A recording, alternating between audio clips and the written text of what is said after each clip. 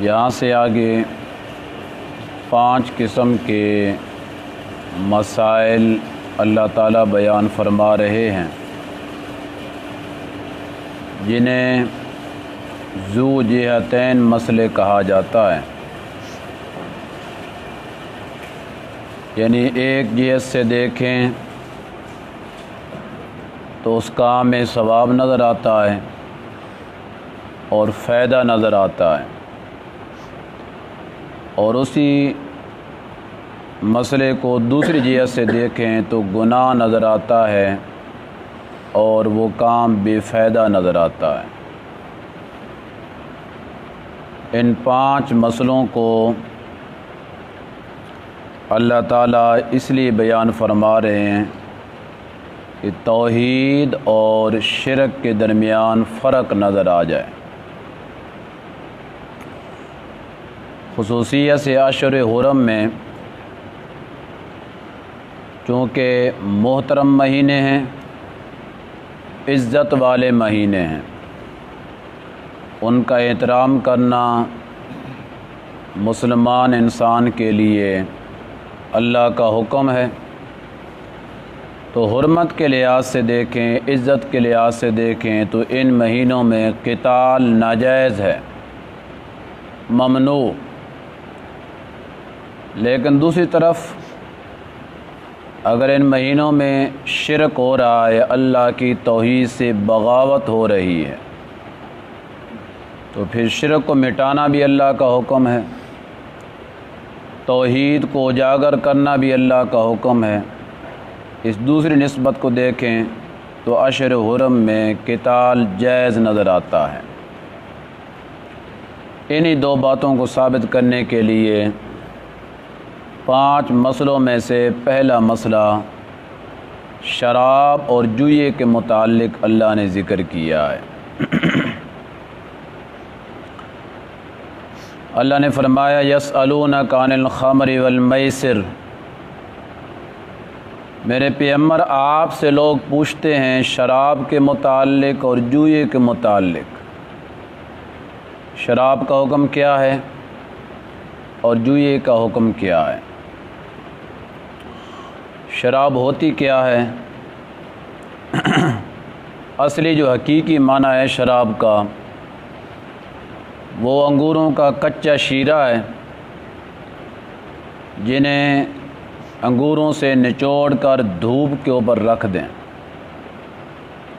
یا دھوپ پر نہیں بھی رکھا ہے، اندر رکھا ہے تو موسم گرمی کا ہے، ویسے اسے گرمائش پہنچی ہے، بغیر پکانے کے وہ انگوروں کا کچا شیرہ جوش مارنے لگے، اس سے جھاگ نکلنے لگے تو بس وہ شراب ہے، اس میں نشہ پیدا ہو جاتا ہے اور وہ مسکر ہے اور وہ حرام قطعی ہے۔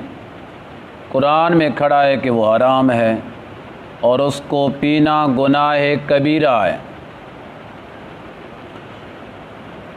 اور اسی پر قیاس کرتے ہوئے مفسرین اور محدثین نے یہ بات ذکر کی ہے کہ شراب کے اندر ہے کیا بلا؟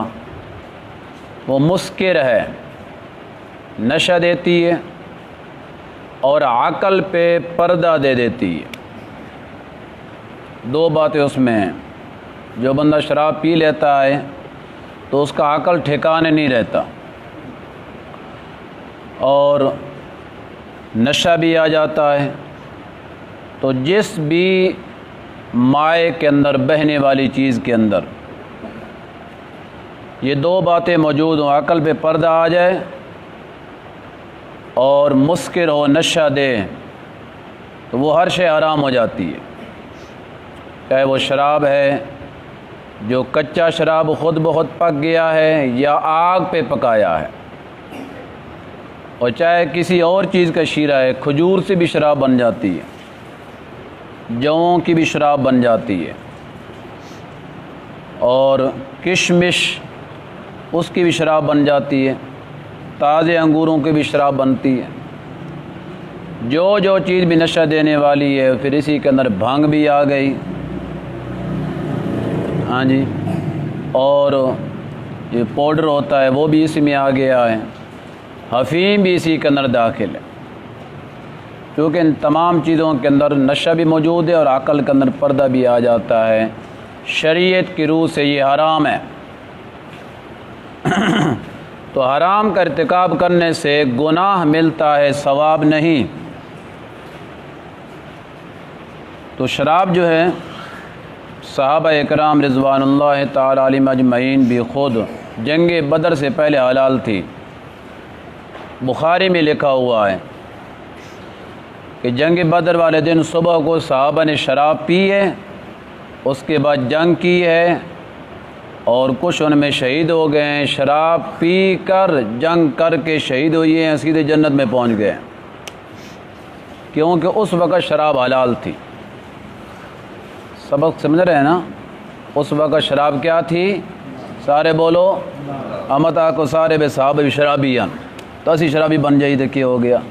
بخاری میں لکھا ہوا ہے، کیونکہ حلال تھی۔ جس طرح اب ہم مشروب پیتے ہیں، روح افزا، جام شریف، تو اگر کسی کام سے پہلے ہم روح افزا پی لیں، جام شریف پی لیں، تو یہ حلال کا کام ہے کہ حرام کا؟ حلال ہے۔ لیکن اب تو نئی شریعت نے آنا نہیں ہے، اگر آنا ہوتا اور اللہ تعالیٰ ان چیزوں کو ہمارے لیے حرام کر دیتے تو پھر حرام ہوتی۔ تو شراب پہلے چونکہ حلال تھی، اس وجہ سے صحابہ اکرام رضوان اللہ تعالی علیہم اجمعین شراب پیا کرتے تھے، جس طرح ہم روح افزا پیتے ہیں، جام شریف پیتے ہیں، مشروبات پیتے ہیں، شکنجی پیتے ہیں، جسے ہم حلال سمجھ کے پیتے ہیں۔ تو جب حرام ہوئی ہے نا، تو نبی پاک صلی اللہ علیہ وسلم نے پہلے اتنا سختی کے ساتھ حکم فرمایا ہے کہ جن برتنوں کے اندر شراب پڑی ہے وہ برتن بھی توڑ ڈالو، وہ برتن نہیں رہنے چاہیے۔ جس گھڑے میں شراب پڑی ہے وہ گھڑا توڑ دو، حنتم، اور جس دباغ کے اندر شراب پڑی ہے اس دباغ کو بھی توڑ ڈالو۔ دباغ کہتے ہیں کدو کے خول کا برتن۔ یہ جو کدو ہے اس کو پورا پکا دیے جائے، اس کے اندر سے بیج نکال دو، اوپر سے اس کا سوراخ نکال لو، باقی اس کا خول بچ جاتا ہے، وہ برتن کا کام دیتا تھا۔ وہ زمانہ یہ سا تھا، غربت کا زمانہ تھا۔ اسی طرح لکڑ کا برتن بنا ہوا ہے، کدو چونکہ ٹھنڈا ہوتا ہے اس لیے کدو کے برتن میں وہ شراب رکھتے تھے تاکہ ٹھنڈی رہے، جس طرح اب ہم پانی کورے گھڑے کے اندر رکھتے ہیں تاکہ پانی ٹھنڈا رہے پینے کے لیے، یا جس طرح پر تو دور ختم ہو گیا ہے، لسی کورے ڈولے کے اندر رکھتی تھیں مائیاں تاکہ وہ ٹھنڈی رہے، اور اس وقت فریج کا زمانہ نہیں تھا، پینے کے اندر پھر ٹھنڈی لگے، آسانی لگے۔ تو اسی طرح ٹھنڈا رکھنے کے لیے کدو کے برتن میں یا وہ جو ٹھنڈا گھڑا ہے اس کے اندر وہ شراب رکھتے تھے۔ تو نبی پاک صلی اللہ علیہ وسلم نے فرمایا جس مشک کے اندر وہ شراب پڑی ہے، جس کدو کے برتن میں وہ شراب پڑی ہے، جس گھڑے کے اندر وہ شراب پڑی ہے، وہ شراب بھی انڈیل دو، اس کو بھی گرا دو، اور ساتھ برتن بھی توڑ ڈالو۔ کوئی برتن کسی صحابی کے گھر میں مجھے نظر نہیں آنا چاہیے۔ سختی کے ساتھ حکم کیا ہے تاکہ شراب کی نفرت جو ہے وہ صحابہ اکرام کے دلوں میں آ جائے اور بالکل وہ شراب سے متنفر ہو جائیں اور دور ہو جائیں۔ تو بہت بری بلا ہے، جس کے برتنوں کو اپنے پاس رکھنے کی اجازت نہیں تو پھر شراب رکھنے کی کہاں اجازت ہوگی؟ لیکن پھر سے اب یہ بیماری جو ہے، ہاں پہلے اس بات کو پورا کر لیں۔ پھر کیا دیکھتے ہیں مدینہ کی گلیوں میں شراب اس طرح بہہ رہی تھی جس طرح کہ بارش آتی ہے اور پانی گلیوں کے اندر بہہ پڑتا ہے، انڈیل دیا ہے سب نے۔ نبی پاک صلی اللہ علیہ وسلم کا حکم آ گیا، اوپر سے اللہ کا حکم آ گیا، اس لیے صحابہ نے فوراً اس پہ عمل کیا۔ یہ نہیں کہا کہ چلو جو بنا رکھی ہے بڑا اس پہ خرچ ہوا ہے یا اس کو پی لیں، پینے لیں تو چلو بیچنے کے مسئلے پوچھ لیں، بیچ لیتے ہیں، ضائع تو نہیں ہوگی نا۔ مسئلہ نہیں پوچھا ہے، جو ہی مسئلہ آیا فوراً اس پہ عمل کر دیا ہے۔ اب خیر سے پھر نئے مسلمان آ گئے ہیں، اسلامی ملک ہے اور اسلامی ریاست کا نام لینے والے جب ان کی ٹیبلوں پہ دیکھتے ہیں شراب پڑی ہوتی ہے، ہاتھوں میں شراب، ٹیبل پہ شراب، پینے کے لیے شراب، اور نام کیا ہے؟ مدینے کی ریاست ہے۔ مدینے کی ریاست میں شراب مدینہ کی گلیوں میں بہہ رہی تھی، مدینہ کی ریاست میں رہنے والے شراب کو حرام سمجھتے تھے۔ مدینہ کی ریاست چلانے والا محمد الرسول اللہ صلی اللہ علیہ وسلم نے شراب کی حرمت کا اعلان کیا تھا۔ اگر آپ مدینہ کی ریاست سمجھتے ہو تو شراب کے حرام ہونے کا اعلان کرو، اور جس گھر کے اندر شراب ہے اس کو ڈیلنے کا حکم کرو، جس برتن میں پڑی ہو برتن میں توڑنے کا حکم کرو۔ یہ اصل میں مدینہ کی ریاست ہوگی۔ پھر جو خود مدینہ کے والی جو ہیں وہ خود شراب پی رہے ہیں، تو پھر لوگوں کو شراب کے گرانے کا کون حکم کرے گا؟ نجس العین ہے شراب۔ جس طرح انسان کا بول پیشاب نجس ہے، انسان کا پخانہ نجس ہے، انسان کی ٹٹی نجس ہے، بعین ہی اسی طرح شراب بھی نجس ہے۔ دودھ کی ایک بالٹی پڑی ہو جس کو آپ نے خود دھویا ہو، پہلے دودھ کی بالٹی بھی آپ پا کے بالکل آپ نے اس کو صاف کیا ہے، بھینس کو دھو کر آئے ہیں، اس میں 4 کلو 5 کلو 10 کلو دودھ ہے، اور بچہ آپ کا آیا اور اس نے اس کے اندر آ کر پیشاب کر دیا ہے، 2-4 قطرے اس میں چلے گئے، کیوں بھائی دودھ پاک رہے گا کہ نجس؟ سارے بولو۔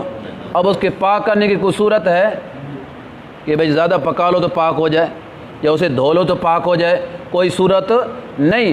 اسی طرح اگر آپ کا دودھ پڑا ہے اور اس دودھ کی بالٹی کے اندر 1 سے لے کر 2 3 4 تک ایک قطرہ بھی شراب کا اگر ڈل گیا، جس طرح پیشاب کا قطرہ جانے سے دودھ نجس، شراب کا ایک قطرہ جانے سے بھی سارا دودھ نجس ہو جاتا ہے، اور اس کو پاک کرنے کی کوئی صورت نہیں ہے۔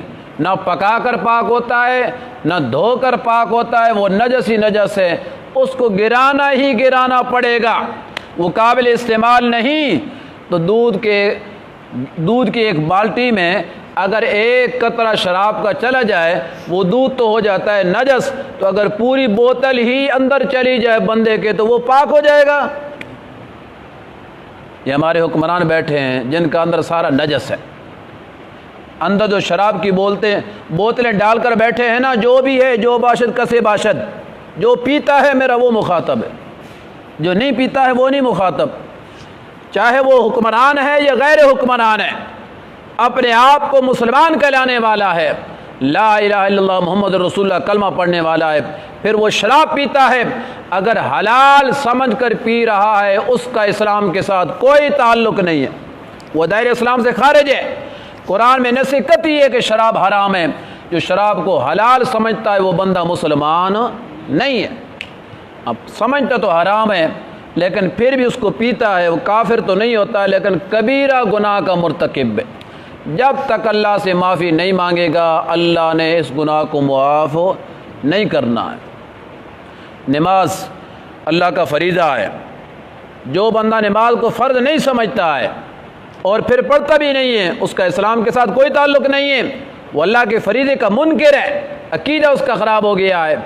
لیکن ایک آدمی نماز کو فرض سمجھتا ہے کہ اللہ کا حکم ہے، بس سستی ہے کہ پڑھتا نہیں ہے، وہ بندہ کافر نہیں ہے لیکن گناہ کبیرہ کا مرتکب ہے۔ یہی حکم میں نے شراب کا آپ کے سامنے ذکر کیا ہے۔ عقیدہ اگر کسی کا یہ بن گیا کہ شراب حلال ہے، وہ بندہ مسلمان نہیں، اسلام کے ساتھ اس کا کوئی تعلق نہیں ہے۔ بات یہ سمجھا رہا ہوں کہ شراب عین نجس ہے، تازی ٹٹی ہے، تازہ گوں ہے، یوں سمجھو کہ جو شراب پی رہے ہیں وہ ٹٹی کھا رہے ہیں، وہ اپنا پیشاب پی رہے ہیں۔ جس طرح پیشاب کے پینے سے ہمیں نفرت ہے کیونکہ وہ نجس ہے، گندا ہے، اور اپنا پخانہ کھانے سے ہمیں نفرت ہے کیونکہ وہ گندا اور نجس ہے، اسی طرح شراب پینے سے بھی نفرت ہونی چاہیے، وہ بھی گندی ہے اور نجس ہے، چاہے ظاہر میں کتنی خوبصورت کیوں نہ ہو۔ اگر کوئی پیشاب بوتل میں پیک کر کے آپ کے سامنے پیش کر دے تو آپ پینے کے لیے تیار ہو جائیں گے؟ لا حول ولا قوت الا باللہ۔ تو شراب جو ہے یہ نجس العین ہے اور شریعت نے اس کو حرام کیا ہے۔ جس زمانے میں شراب حرام ہوئی ہے اس زمانے میں جو مسلمان تھے انہوں نے شراب کے حرمت والے قانون پہ 100% عمل کیا ہے۔ آج بھی مسلمانوں کو چاہیے کہ نبی پاک اللہ تعالیٰ نے یہ بات ذکر کی ہے کہ وَمَن يُشَاقِقِ الرَّسُولَ مِن بَعْدِ مَا تَبَيَّنَ لَهُ الْهُدَىٰ وَيَتَّبِعْ غَيْرَ سَبِيلِ الْمُؤْمِنِينَ، جو بندہ اللہ کے رسول کا مخالف ہے سنت کے خلاف چلنے والا ہے، وَيَتَّبِعْ غَيْرَ سَبِيلِ الْمُؤْمِنِينَ صحابہ کے راستے سے ہٹ کر کسی اور راستے پہ چلتا ہے۔ صحابہ کا راستہ کیا ہے؟ شراب حرام ہے، اس کے برتنوں کو توڑ ڈالنا ہے، اور شراب کو پینا نہیں بلکہ گلیوں میں گرا دینا ہے، اور اس کو استعمال کرنے والا گناہ کبیرہ کا مرتکب ہے۔ یہ ہے صحابہ کی راہ۔ جو اس راہ سے ہٹ کر چلے گا تو اللہ کیا کہتے ہیں؟ نُوَلِّهِ مَا تَوَلَّى، جائے جہاں جاتا ہے، نُصْلِهِ جہنم، اس کا ٹھکانہ جہنم ہے، وساعت مسیرہ، اور بہت برا ٹھکانہ ہے۔ لہذا شراب کو مسلمان حرام سمجھے اور اپنے اوپر اس کو استعمال کے لیے زندگی کی کسی موڑ پہ جائز نہیں سمجھنا ہے۔ پہلا مسئلہ یہ تھا کہ نبی پاک صلی اللہ علیہ وسلم سے پوچھتے ہیں عن الخمر، شراب کا کیا حکم ہے؟ شراب کے بارے میں آپ کی رائے کیا ہے؟ آپ ہمیں کیا سبق دینا چاہتے ہیں؟ دوسری بات والمیسر، جوا کیا ہوتا ہے؟ اس کا ذکر انشاءاللہ کل کے درس میں کریں گے۔ الحمدللہ رب العالمین۔